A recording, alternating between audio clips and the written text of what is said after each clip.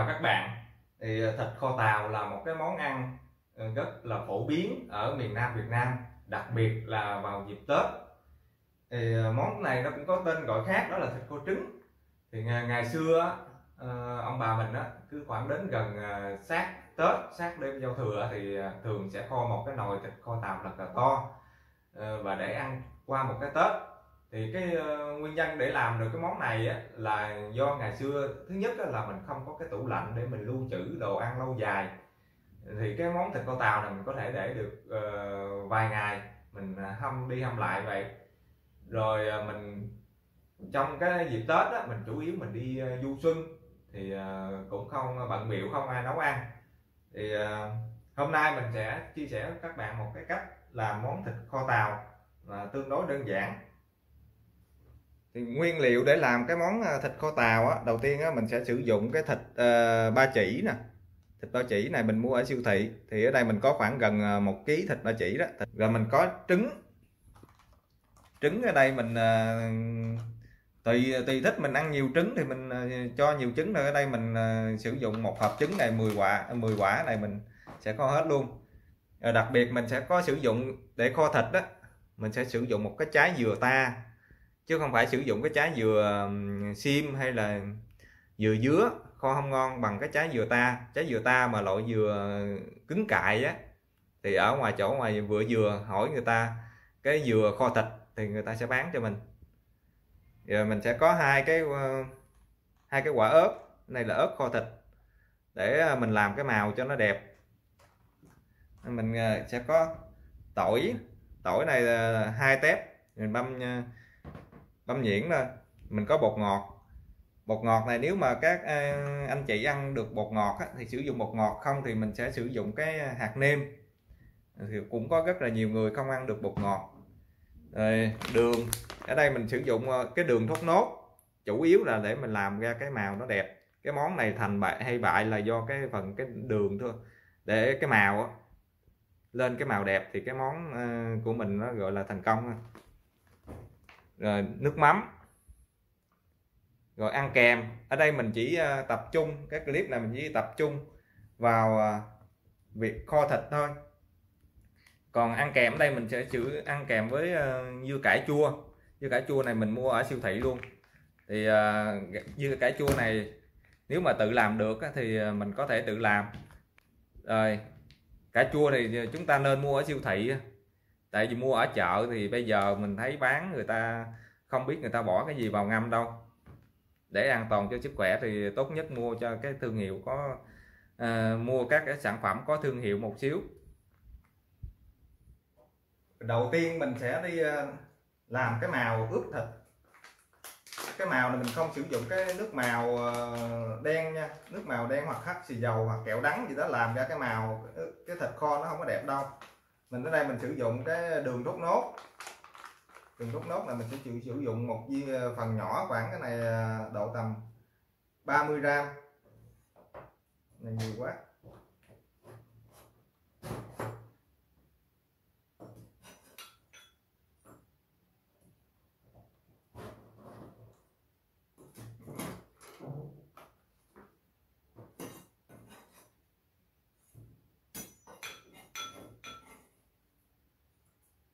Rồi mình có đường thốt nốt, mình cắt vào đây một quả ớt này đi.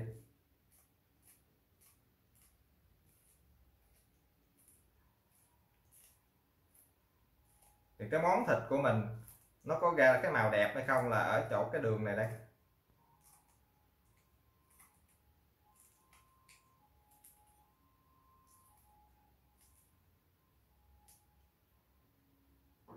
Rồi mình cho nó vào đây khoảng 50 ml nước nóng để cho nó hòa tan cái đường này, rồi mình bắt lên bếp mình nấu cho nó sền sệt lại là được.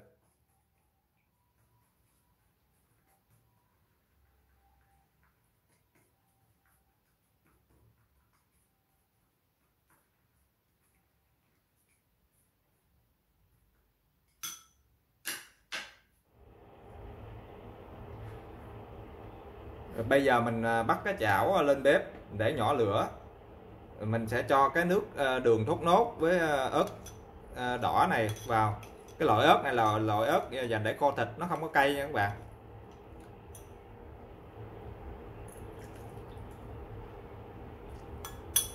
Bây giờ mình để ở đây mình nấu cho nó sền sệt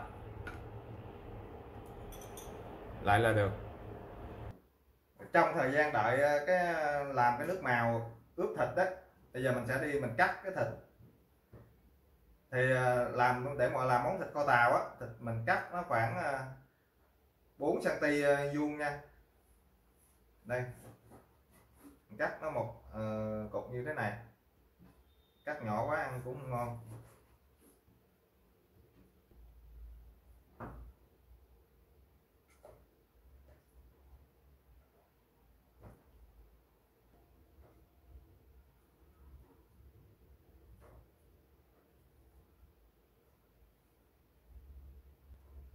Mình đã cắt xong cái đĩa thịt, xíu nữa mình đã cái nước màu xong đó mình sẽ tiến hành mình ướp.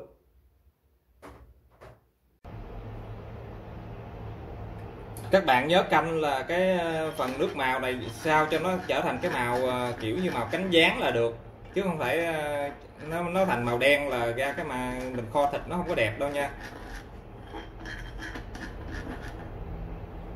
Của mình nó gần được rồi đó.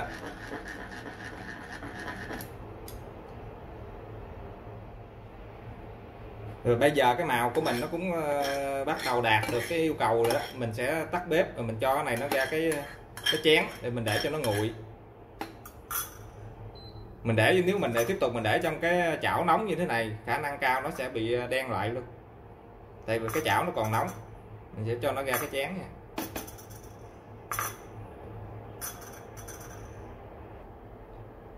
Bây giờ mình đã được cái chén màu như thế này. Mình để cho nó nguội rồi mình sẽ tiến hành đi mình ướp với thịt. Trong thời gian mình đợi cái chén nước màu của mình nó nguội á, bây giờ mình đi mình luộc trứng. Thì trong quá trình luộc á, mình cho nó một xíu giấm vào. Thì mình cho nó giấm vào đây là để cho nó một xíu nữa mình dễ bóc cái vỏ, ít thôi. Rồi mình luộc bình thường thôi. Bây giờ cái chén màu của mình nó cũng đã nguội rồi, bây giờ mình sẽ tiến hành mình ướp phần thịt. Thì bên cạnh đó mình cũng đã chặt xong cái trái dừa để mình lấy cái nước. Một trái dừa như thế này cũng ra được khoảng hơn nửa lít nước. Rồi mình sẽ cho thịt vào đây.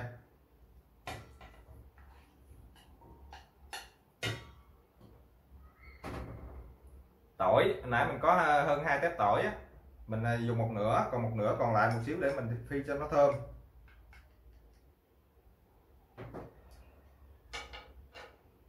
Này bột ngọt. Mình dùng khoảng hơn 1 muỗng sữa chua.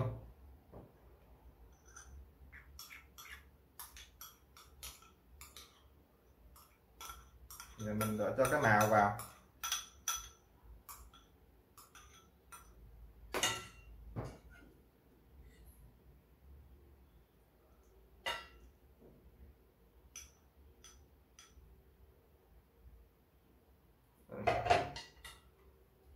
Trộn đều lên. Rồi mình sẽ cho nước mắm vào.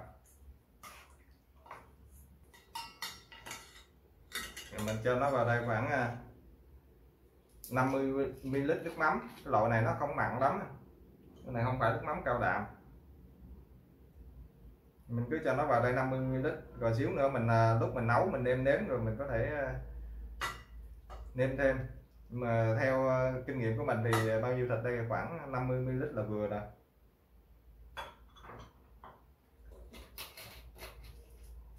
Rồi bây giờ mình để đây mình ướp khoảng 15 phút mình sẽ đi bắt đầu mình kho.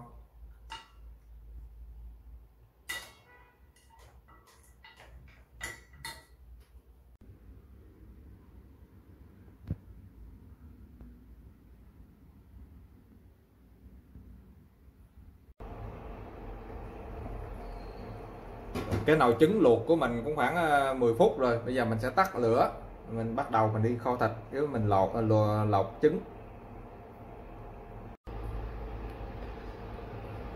Rồi bây giờ mình sẽ cho một xíu dầu ăn vào đây.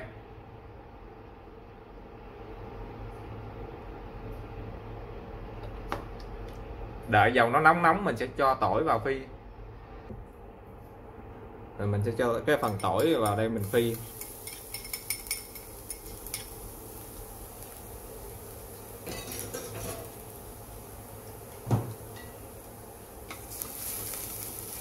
Tiếp tục mình sẽ cho cái phần thịt ướp vào.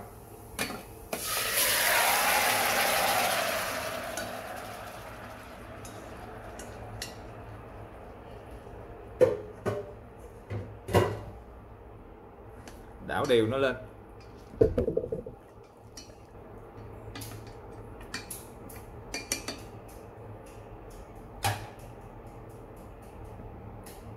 Rồi đợi thịt nó hơi săn săn xíu mình sẽ cho một ít nước lọc vào nhé.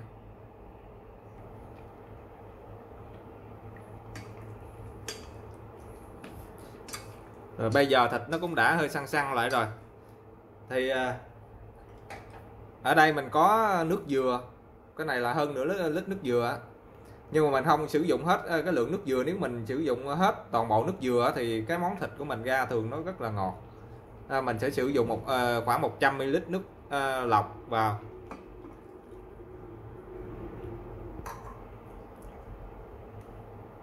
Rồi. Tiếp theo mình sẽ cho một ít nước dừa vào đây. Rồi một xíu nữa mình sẽ bỏ trứng vào, rồi mình sẽ cho thêm nước dừa vào để cho nó vừa cái lượng nước mình nó không bị thừa.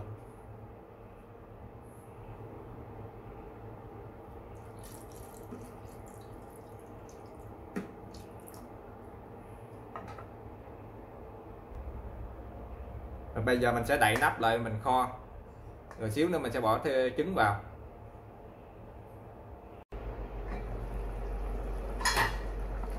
Sau khoảng 10 phút bây giờ cái nồi thịt nó cũng đã sôi rồi. Bây giờ mình sẽ cho cái trứng vào. Thì các bạn thấy cái trứng khi mình luộc mình cho một xíu giấm vào, vì mình bóc cái trứng này nó rất là bóng, nó không bị sần ha.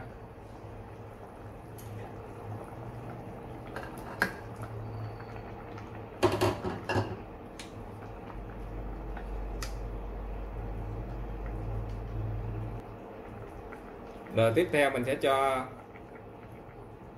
cái ớt kho thịt vào. Cái loại này là loại không cay, chuyên dành để kho thịt. Rồi mình sẽ cho thêm nước dừa vào, nó ngập xăm xắp là được. Một xíu nữa mình nêm nếm lại. Mình có thể nêm thêm nước mắm hoặc đường, bột ngọt.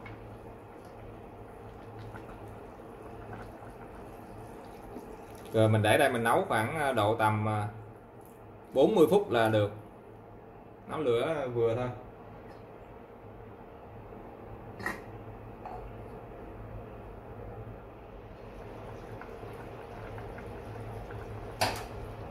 Đây, cái nồi thịt của mình sau khoảng hơn 20 phút kho thì nếu mà các bạn muốn nêm nếm lại thì cũng nêm vào lúc này. Thì chúng ta có thể nêm thêm nước mắm hoặc là bột ngọt cho nó vừa ăn, vừa với cái vị của mình. Và để làm được cái nồi thịt có cái màu đẹp á, thì chúng ta nên sử dụng cái quả ớt đỏ, cái quả ớt kho thịt đó. Hoặc là với cái quả ớt, cũng quả ớt này nhưng mà loại quả ớt khô. Chứ chúng ta không nên sử dụng các loại phẩm màu. Hoặc là sử dụng cái màu điều. Cũng không nên sử dụng cái màu điều này nữa. Cái mà nhà mình cũng có cái dầu điều này, nhưng mà để làm cái món khác. Còn cái món kho thịt này mà cho cái màu điều vào ăn cũng không có ngon đâu. Rồi bây giờ mình sẽ tiếp tục mình kho khoảng 20 phút nữa là vừa.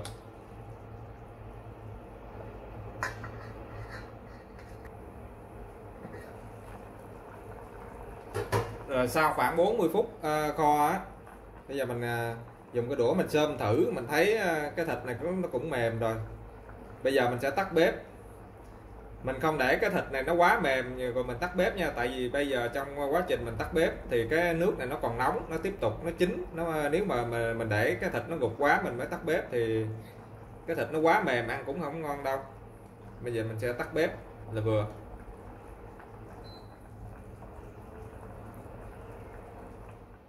Rồi bây giờ cái nồi thịt kho của mình cũng đã hoàn thành. Mình có thể múc gato rồi mình ăn kèm với dưa cải chua. Thì cái phần còn lại á, thì mình có thể bỏ vào cái hộp, rồi mình bỏ vào cái ngăn mát. Thì mình khi nào mình ăn đến đâu, ăn bấy nhiêu mình đem hâm bấy nhiêu thôi, mình không có hâm đi hâm lại nhiều lần trên cùng một cái nồi to như thế này. Video của mình đến đây là kết thúc. Mình hẹn gặp lại các bạn ở những cái video tiếp theo nhé.